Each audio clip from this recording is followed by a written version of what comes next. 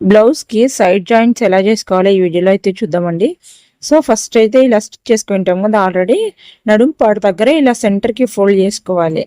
So ఇలా సెంటర్కి fold చేసుకున్న తర్వాత ఆల్ ది బ్లౌజ్ ఉంటుంది కదా, సో అది కూడా ఇలా సెంటర్కి ఫోల్డ్ చేసుకొని ఇలా ఇక్కడ పెట్టుకోవాలి. ఒకదానిపైన ఒకటి పెట్టుకుంటే ఎక్కడి వరకు ఉంది అని మనకు ఒక ఐడియా వస్తుంది. సో అక్కడ మనకు మార్క్ చేసుకోవాలన్నమాట.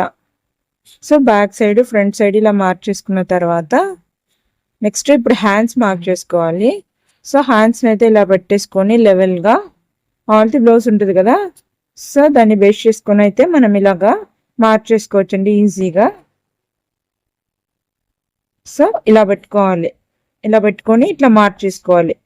ఇలా మార్క్ చేసుకున్న తర్వాత నెక్స్ట్ చంక రౌండ్ కూడా ఇలాగే మార్క్ చేసుకోవాలి. చంక దగ్గర లూజ్ ఎంత అని చెప్పి సో ఇలాగైతే చూసుకోవాలి. మనం ఆల్ ది బ్లౌజ్తో ఇలా పెట్టి చూసుకొని ఎక్కడికైతే స్టిచ్చింగ్ కనిపిస్తుంటుందో అక్కడికైతే మార్క్ చేసుకోవాలి. సో ఇలా మార్క్ చేసుకున్న తర్వాత ఇలా ఒక స్టిచ్చింగ్ చేసుకోవాలండి. సో చాలా ఈజీ. ఇలాంటి మరిన్ని వీడియోస్ కోసం మన ఛానల్ని సబ్స్క్రైబ్ చేసుకోండి.